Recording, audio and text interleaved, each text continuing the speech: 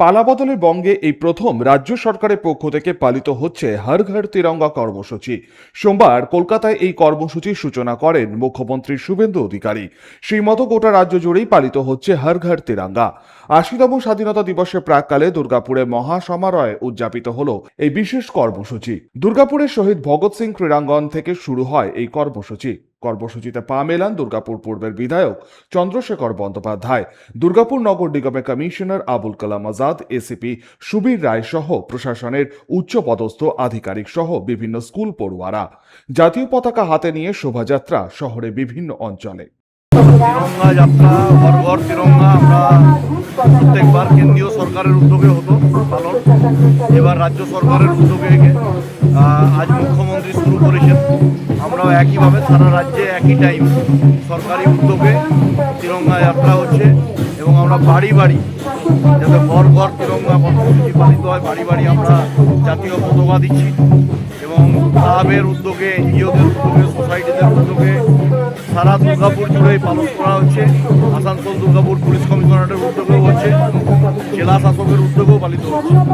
এটার মধ্যে দিয়ে রাষ্ট্র বিরোধী যে শক্তি, যারা রাষ্ট্রের বিপক্ষে আওয়াজ তোলেন, আমরা সেই রাষ্ট্রবোধের চেতনাকে জাগ্রত করা এবং তার সাথে আমাদের যে দেশীয় চেতনা সেটাকে আত্ম উপলব্ধি করা এবং দেশের মনীষীদের সম্মান, তাদের বীরগাথা বীরত্বকে পৌঁছে দেওয়া মানুষের কাছ পর্যন্ত, এটাই আমাদের প্রয়াস।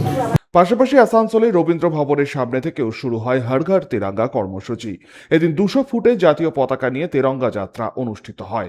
উপস্থিত ছিলেন পশ্চিম বর্ধমান জেলা শাসক Ponnambalam S, Asansol Durgapur police commissioner Pranab Kumar সহ অন্যান্য প্রশাসনিক আধিকারিকেরা।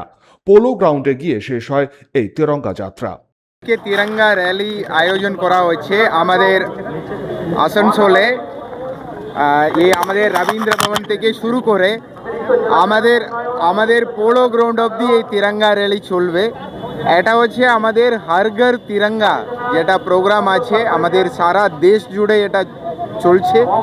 এটা আমাদের আইএনসিএ দপ্তর পশ্চিমবঙ্গ, যেটা আমাদের দপ্তরের নির্দেশে এটা আমরা ৯ তারিখ থেকে বিভিন্ন কাজকর্মগুলো করছি। এটা হর ঘর তিরঙ্গা প্রোগ্রামকে নিয়ে, যেমন আমরা রঙ্গোলি প্রোগ্রামটা করলাম, তারপরে আমরা এই যে তিরঙ্গা বিতরণ বিভিন্ন বাড়িগুলোকে পাবলিককে তিরঙ্গা বিতরণ করব, এটাও একটা আছে এর মধ্যে।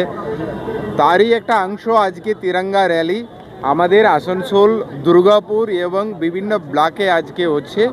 এখানে স্টুডেন্টরা, পাবলিকরা সবাই, আজকে আধিকারিকরা সবাই পার্টিসিপেট করবেন। এটা মূলত আমাদের যেটা 15 আগস্ট ইন্ডিপেন্ডেন্স ডে আসছে, ওটাকে নিয়ে এই তিরঙ্গা প্রোগ্রাম। দুর্গাপুর থেকে সনাতন গড়াই, সাধন রুজ এবং আসানসোল থেকে সঞ্জয় যাদব, 99 নিউজ বাংলা। আপনারা দেখছেন 99 নিউজ বাংলা। বদলাবো আমরা।